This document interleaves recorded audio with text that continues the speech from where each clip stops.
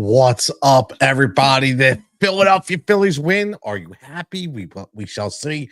Obviously banked on Zack Wheeler. Can we say enough about Zack Wheeler? Can we say enough about Zack Wheeler? As always, Tony Cutillo Show here live on X, on Facebook, on YouTube, wherever you get your streaming platforms from.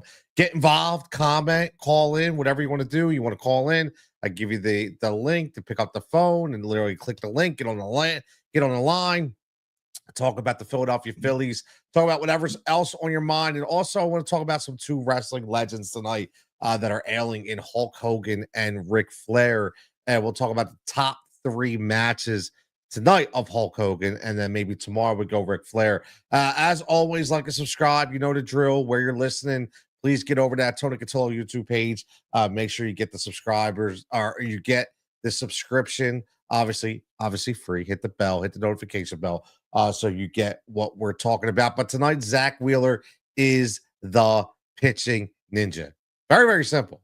Pitching ninja. You know, I just want to say that I remember, and as always, I'm my own producer here, so give me 1 second. But like I've said this before, I said it again. I got to a big argument with a lot of old school baseball historians, and I get it.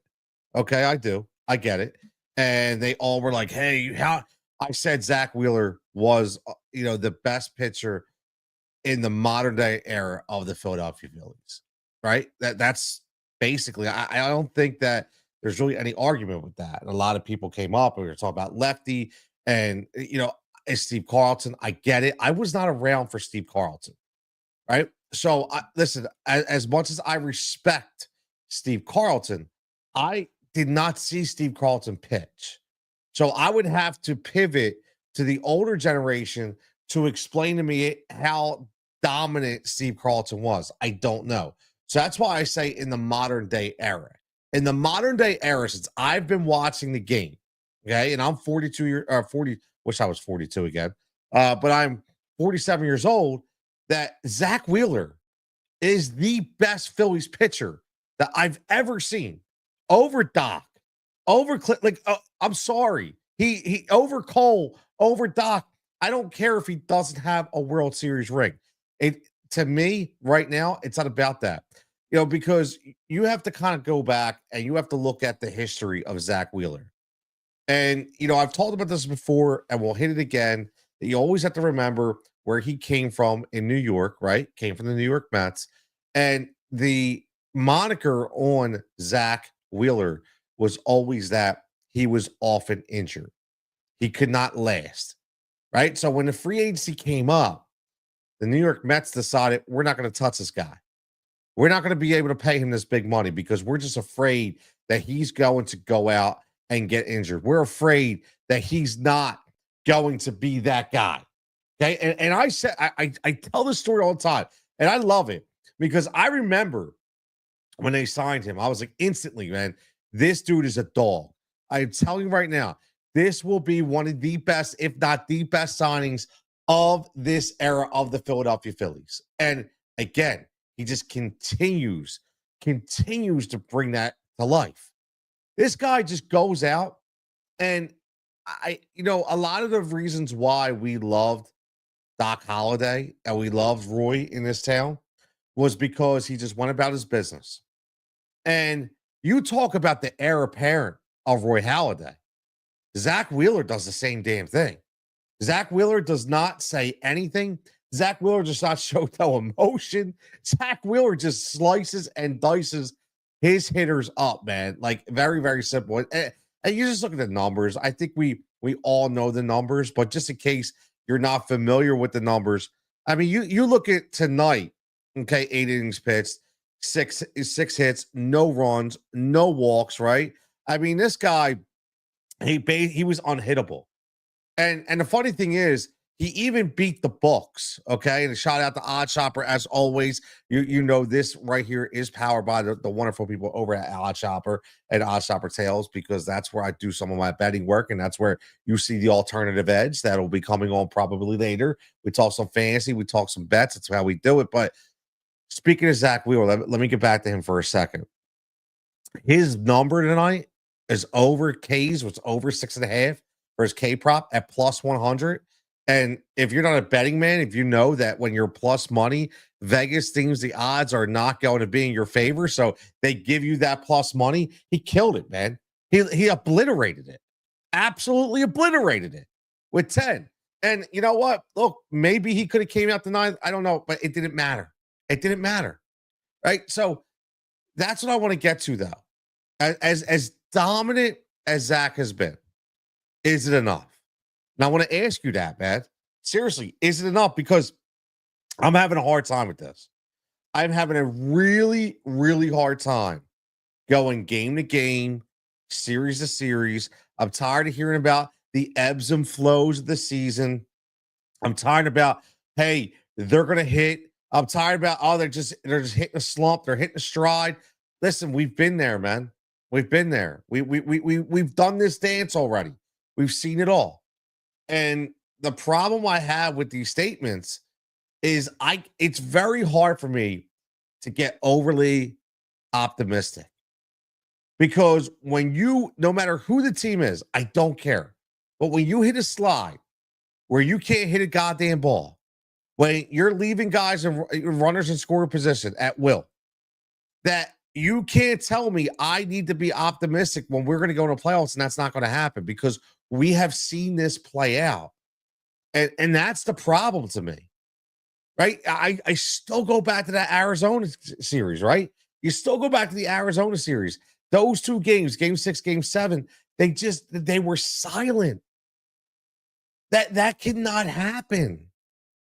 I say this honestly, like this is what you have to think about. Yes, we may have the best pitching in all of baseball, but if our hitters are not consistent, if our lineup does not show consistency, what is it all for? I mean, we lost so many games based on some of the best pitching efforts that we've had in the last 3 years, and we've still lost. So, listen, I don't want to really get off just giving the flowers to Zack Wheeler here, but my issue is I don't want to be overly optimistic that just because we have Ranger Suarez that is absolutely throwing dots out there, we have Zack Wheeler who's absolutely unhittable. We have Luzardo when he is on, which is 85% of the time, he is lethal and unhittable. It doesn't matter if we can't hit it all. And that's my biggest issue. That's my biggest issue. I was looking past at the beginning, but it's very, very hard for me to look past it right now. Very, very hard. But just looking at some of Zack Wheeler's numbers, man, again, right now his ERA is 2.29. 2.29. Okay. So he continues. On Patterson's going to tweet with tonight's start. Zack Wheeler has taken over the NL lead among pitchers in WAR at 3.5, passing Paul Skeens and Logan Webb per Fangraphs. That's a huge stat, man. That's a huge stat. I mean, you look at 8 shutout innings. This is a great one right here. 19 whiffs, 31.7 whiff percentage, 43.1 chase percentage. His curveball, it says, was lethal as he lived down and out of the zone. 85.7 whiff percentage and 62.5 chase percentage. He is finished with 2 earned runs in June through 31 innings pitched, 2.27 ERA this year. Ridiculous. Ridiculous. And that's what's crazy. How about on fastballs? On fastballs, he threw 76.6% of the time. San Diego put 7 balls in play on a single ball. Weak contact was made.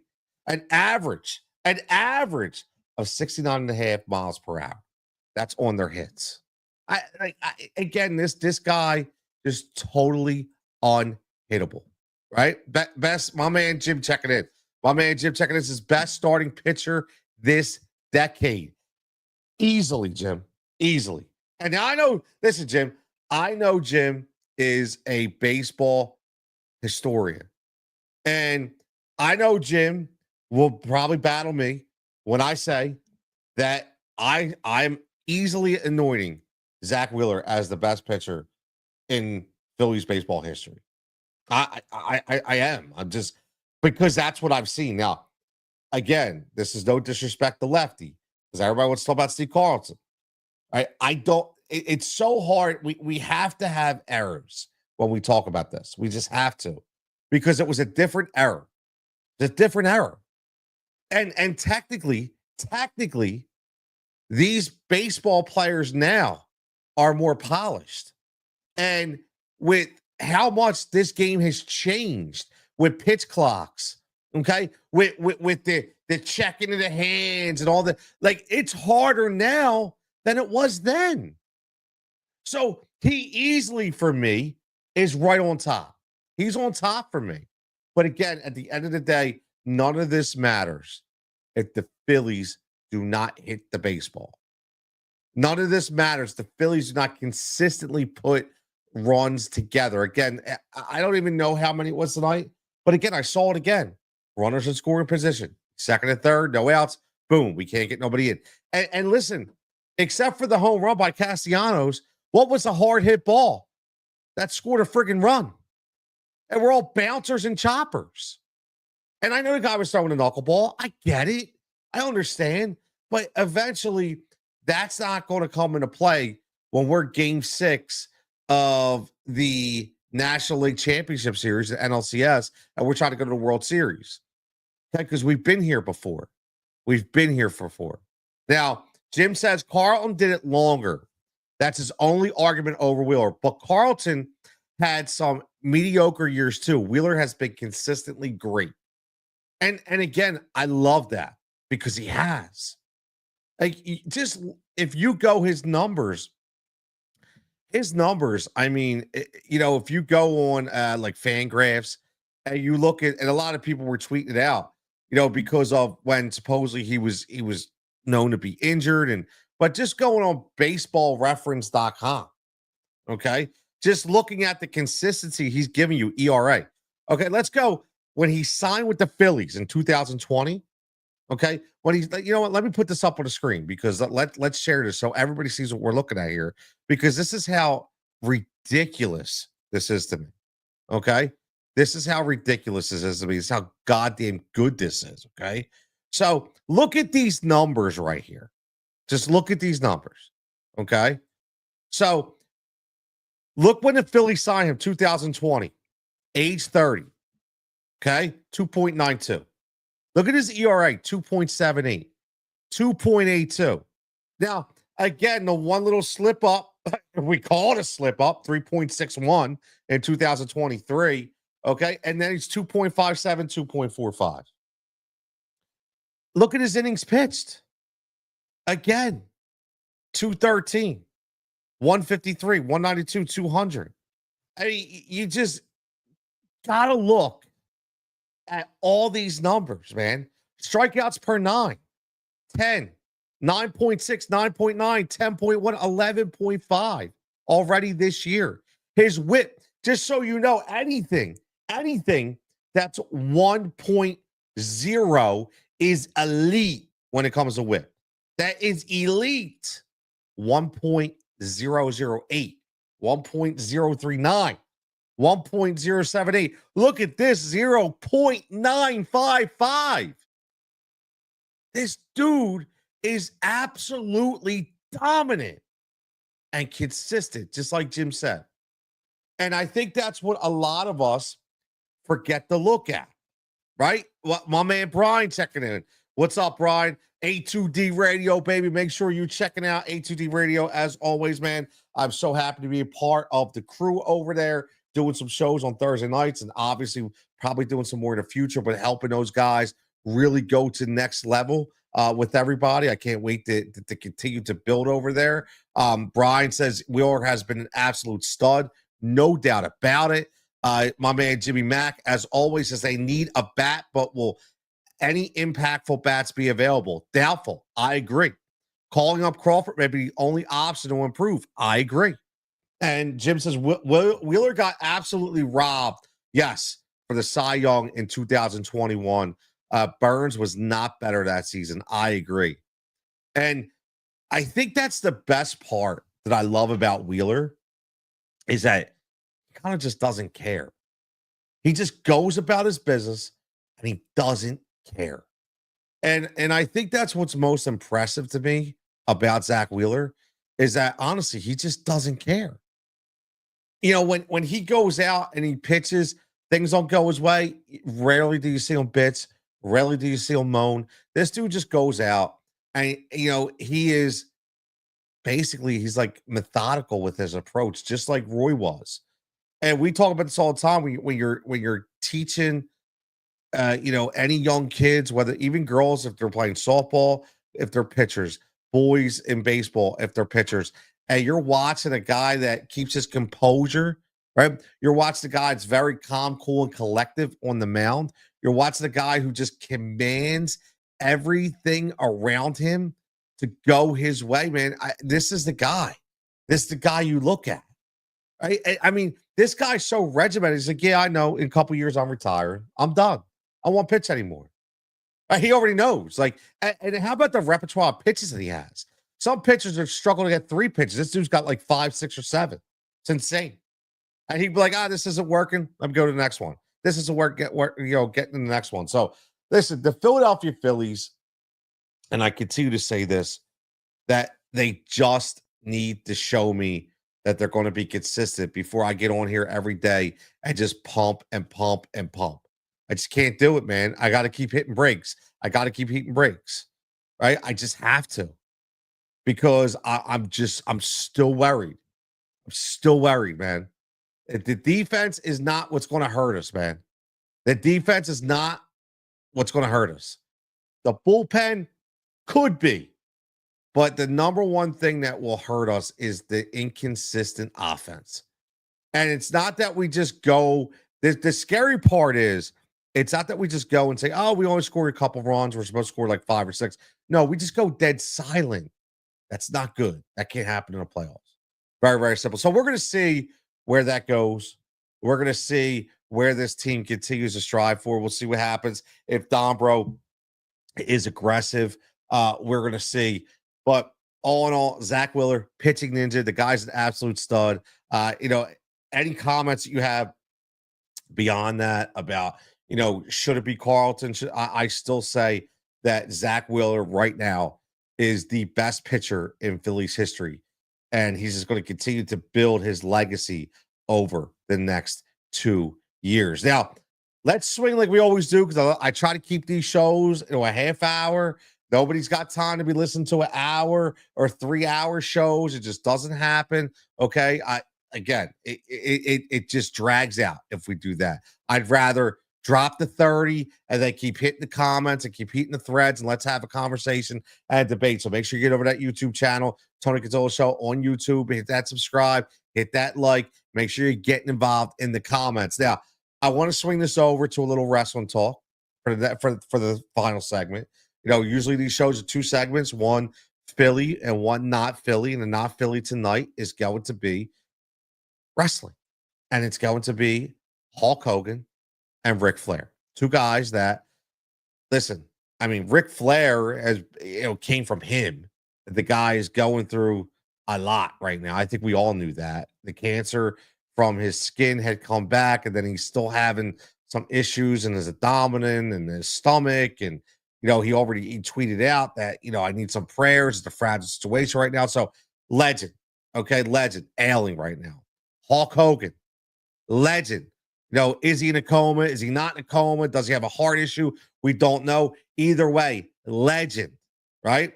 I don't think we can say that Hulk Hogan and Ric Flair aren't legends, right? I think we all know that. And no matter what happens, can they bounce back? Not to what we think they can, right? But if they don't bounce back, these are 2 legends that I don't think sometimes, I understand. Here's what I'll say. I understand that nothing's always good, right? Let's just be honest. These guys have a different life to them. They have a different lifestyle, but we don't need to worry about that lifestyle. I say all the time, like I'm not a fan of Ric Flair the person. I'm a fan of Ric Flair the wrestler. I'm a fan of Hulk Hogan the wrestler. like Terry doesn't exist to me. It's Hulk Hogan, the wrestler. Right? That's what I grew up on.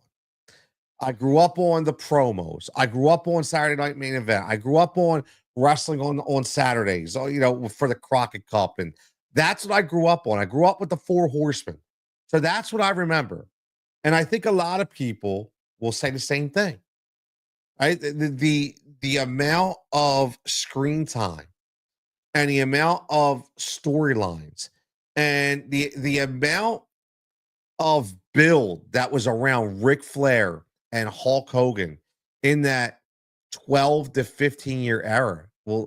Again, I don't know if we'll ever see a time, because again, we're at a place where wrestlers, for the most part, like, you see what's going on with John Cena, you see what's going on with AJ Styles. Right? They get to a point, they're like, look, man, enough's enough. There's going to be no more Undertakers wrestling until they're 55 to 60. It's just not going to happen. These guys break down because they're in the business for so long.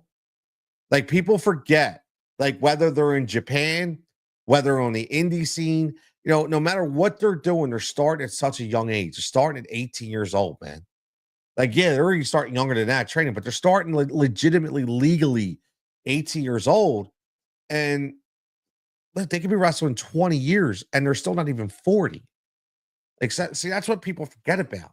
These guys take a really bad beat, and let's be honest. I think the younger generation, guys like a AJ Styles, guys like a Randy Orton, these guys, I think were given the right path. A la Dusty Rhodes to Cody Rhodes, right? Given the right path of, don't spend it all, kid. Right? Don't get to the point where you have to do all these appearances just to save face, meaning save face with your own financial discipline. So I do think that that's a big deal when it comes to the wrestling business right now. And just for, obviously Ric Flair, again, I can't say enough about Rick, man. Like, honestly, like, I understand that the dude's got a lot of demons. We get all that, but again, I'm not worried about that Ric Flair. What I'm worried about is Ric Flair, the wrestler and the character, the guy I grew up on. The Woo Master, the leader of the Four Horsemen, the guy that dropped off in a helicopter, in the middle of Fulton County Stadium when it had Starcade in Atlanta. That's the guy.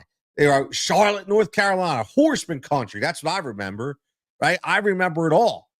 Right? The promos before promos were a thing, man.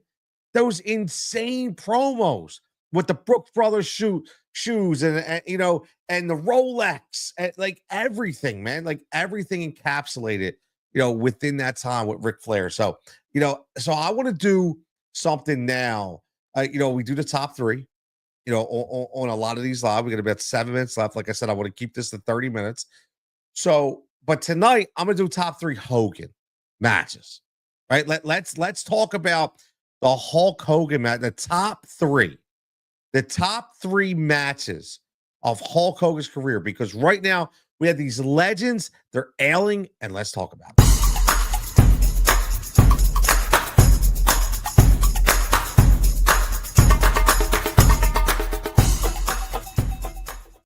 So, as always, it's Tony's top three right here on the Tony Cutillo Show. Make sure you hit like and subscribe. Get over to that YouTube channel. Make sure you like and subscribe. Again, we're coming to you for at least about 4 nights a week, depending, based on scheduling. And 2 nights, Tony Cutillo Show, 2 nights, Alternative Edge, which is the fantasy sports betting segment that is obviously proudly sponsored by our partner over there at Odd Shopper Tails, and powered by Odd Shopper EV. So let's get right to Hulk Hogan top 3 matches. Now, these are in no order, okay? There's no order, but this is for me. This is easily, and I'll give you a little bit of, of analysis on why I feel that these are the top 3. Now, when we talk about Hulk Hogan, no matter what, I think we all know that number 1, number 2, number 3, whatever number it is, but Hulk Hogan versus Andre the Giant, WrestleMania 3, 1987. This was obviously the body slam, right? We all know about that. It's the body slam. Hulk Hogan versus Andre the Giant, WrestleMania 3, Detroit, the Silver Dome. We all know about it. Why it's iconic, we get it. It's the slam heard around the world.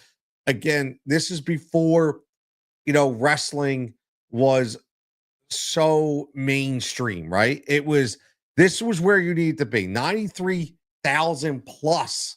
Okay, you can still see people, in that late 80s defining boom running around, making sure they got their popcorn and their drinks, making sure they're in their stands, man. I mean, this was when we all knew. We already knew Hogan was the face, right? But he really cemented himself because Hogan wasn't a guy who was going to give you 20-minute matches. He was a guy that was going to give you a few things. He was going to give you a couple headlocks. He was going to give you the big boot, obviously, and the big leg drop, which, he covered everybody with. He was going to give you that comeback, get the crowd going, get the work going. But the body slam was huge. Back then, when you had guys like King Kong Bundy, you guys like Big John Studd, right? And then obviously you have guys like Andre the Giant.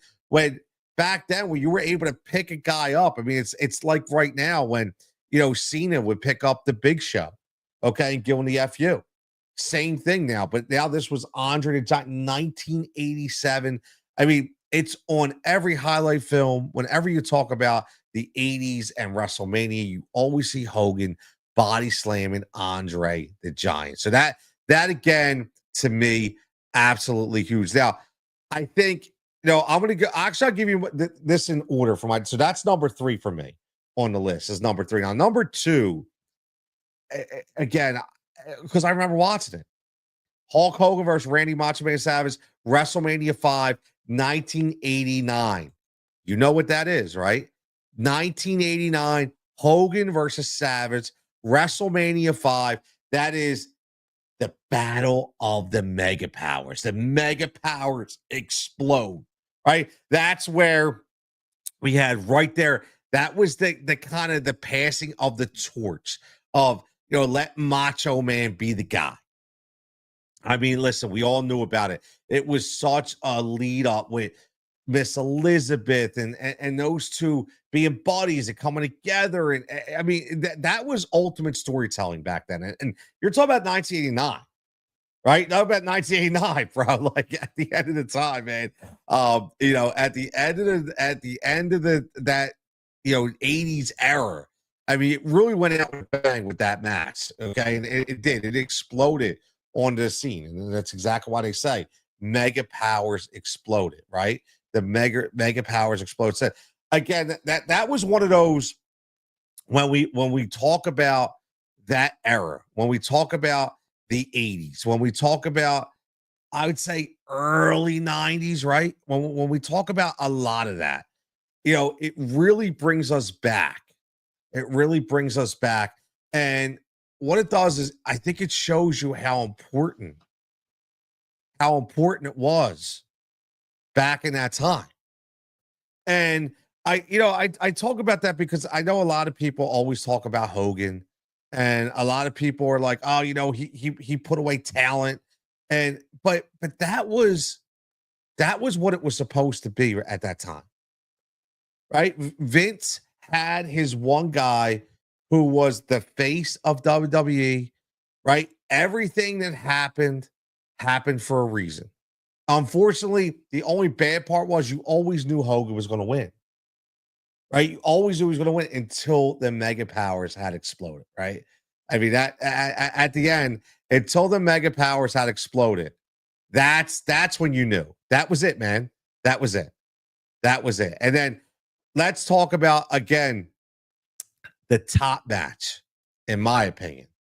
The top match, in my opinion, because, and I'll tell you why, everything that went back and forth in this match has to be Hogan versus Rock, WrestleMania 18. Listen, that match, we all knew it was going to be next level, right? We did. I think we all knew that. We knew that because even though Austin is still the GOAT, Rock had the the charisma. Rock had the promo ability. I mean, yeah, he wasn't going, "What you gonna do, brother?" Saying your prayers, eat your vitamins. He wasn't saying all that, but it was the new wave of getting over. And the way the crowd dictated, that's another thing. Like I do hate the whole WWE universe. I think that's so cliche, but it is true. Like that fan base in that arena, the way they dictated that match, I thought was amazing.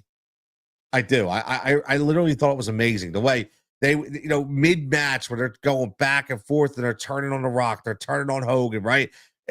Everything was, it literally was like a picture perfect match, and I don't think anybody saw a lot of that coming, but it was really goes down to me, even though Hogan has some defining moments, like we said, but that match right there, because it wasn't, you always heard the stories that Hogan didn't want to put anybody over, right? You heard the stories about Hogan never wanted to lose. But I think at that time, he definitely knew your body was obviously really breaking down. And I think in a way, during the match, when that crowd started to turn around and that crowd started to be like pro Hogan and against Rock, I think that really rejuvenated Hulk. I do. Well, Hollywood Hogan, right? But I do. I think it rejuvenated him within the match. So I do think that was, again, that for me is my number one match. And I'll get into my top three. I'll drop that on socials. So make sure you're following Tony Cutillo Show, TikTok, Instagram, obviously Facebook and X. I'm gonna start doing some top threes that are, instead of just watching shows, just be some content for top threes. But again, very indicative of what's going on right now with Ric Flair and Hulk Hogan. But again, both of those guys, man, both of those guys. I hope they get better. I hope they bounce back because they would be two crazy losses for the wrestling world because they meant so much to the business. And like I said, whether you like them outside the business or not, I'm talking about them inside the business specifically. So again, this is the Tony Cutillo Show live as always. Like I said, on X, on Facebook, on YouTube. Make sure you get over there and you like and subscribe to that YouTube page because that is where everything is obviously going to live. As always, got a lot of cool things planned. Like I said, I want to keep this about 30 minutes, but get on that YouTube page so we could talk in those threads. Get over to TikTok so we could talk in those threads, right? Because that's not everybody has time to sit here and listen to a full show. And if again, I say this all the time, I'm going to give this in my mind, let everybody know that Fighting for Overtime, my youth sports podcast, get over there, check that out. I really think that you'll find some very insightful stories and very insightful guests, okay, and information on that from a youth sports perspective. Go check that out as always. My man, see you checking in at the end. Here goes. Watch highlights of Kobe 81 points today, seeing the jersey. See, that's my guy, man. See, you don't see the AI jersey on the right. You see the AI poster, but if you look, see, I can't scan the camera, but if I did, you'd see my number 3 AI Philly Sixers jersey up there as well. Because again, we'll get into that too, but they are, for me, for my money, my favorite 3 guards right there. So if I had 3 guards to put down, for me, it's easy, man. It's MJ, it's Kobe, and it's AI. So we'll get into that. Maybe that's what we'll do on Thursday. I want top. That'll be the top 3 on Thursday as we get out of here. So think about that. See, if you're around Thursday, pop in or hop in the chat. We'll do a top 3 guards. I don't care if it's point guard, whatever. Just your top 3 guards of all. Who are your top 3 guards? I don't care how far back you go. But I'm curious to see if it's all going to have that Kobe and Jordan and AI feel, man, right? Can't forget about Pat Magic. Can't forget about John Stockton. Can't forget about Steve Nash. Can't forget about Kevin Johnson. Can't forget about Tony Parker, who never gets no freaking love. Okay. Can't forget about Gary Payton. Dude, there's so many. So I want to see how different that people can get. Right? Like, again, got to think about the third. Magic and AI, got to think about the third.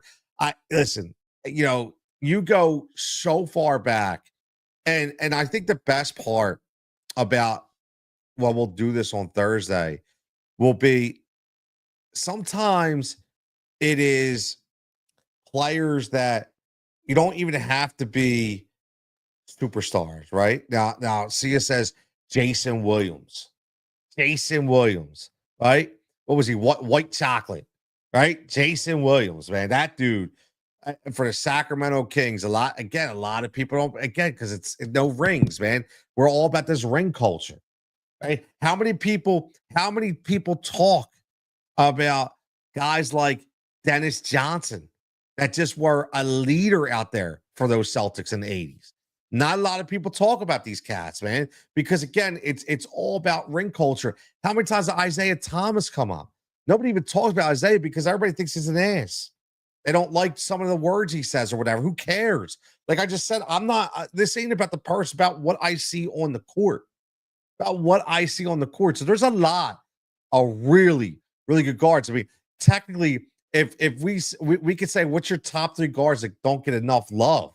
I think that's what we're gonna do. What's everybody's top three guards that don't get enough love? Because Jason Williams would be on that list, right? Jason Williams would be on that list. So again, that's what I want to do. I want to do some different stuff. So we're gonna keep that locked in our heads for Thursday. Our top three guards that don't get enough love, right here on, as always, on the Tony Cutillo Show. So again, everybody have a fantastic evening. I'm gonna get out of here, but if you stay tuned, stay on this channel, because in about 15 minutes, I'm going to break down on the alternative edge, which is the fantasy. Again, the alternative edge, which is fantasy mixed with sports betting. That's going to be coming on in about 15 minutes. I'm going to break down my first best ball draft that I did today.